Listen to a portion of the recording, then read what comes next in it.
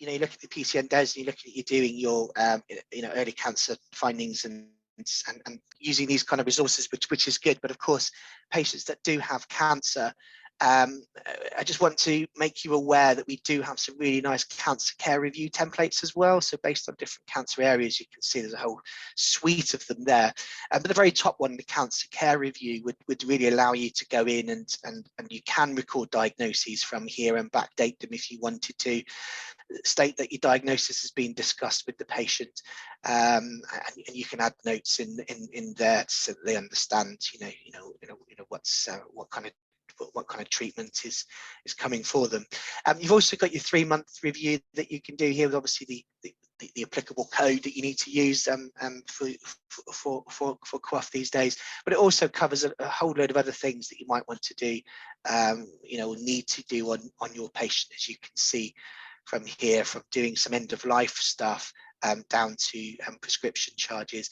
I mean, the 3-monthly review might not be done by the GP. It may be done by other personnel at the surgery, but obviously the cancer care review will be, especially the 12-monthly one here, as you can see. And you've got the place to just say that you discussed the diagnosis and treatment. Any recurrence that they may have, you can also code that as well. And you notice the little tabs with these 2 different templates. If you wanted to add anything regarding the treatment in more detail, you can code that in there.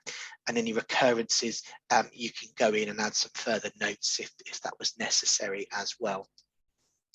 There's also the end of life and palliative care stuff in here too, and I just very quickly just show you that you've got your care plans that you could do, and you've got your injectable formularies that you can use on your patients as well, with the ability to go in and use that just in case ampules and prescribe the medication. And whilst you're doing that, there's also the opportunity to prescribe, but also to use your local drug chart.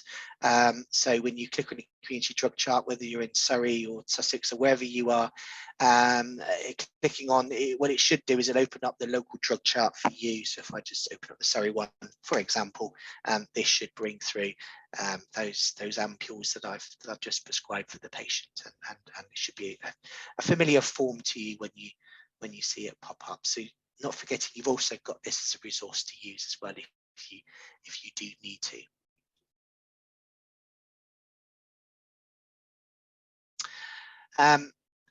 So that's that.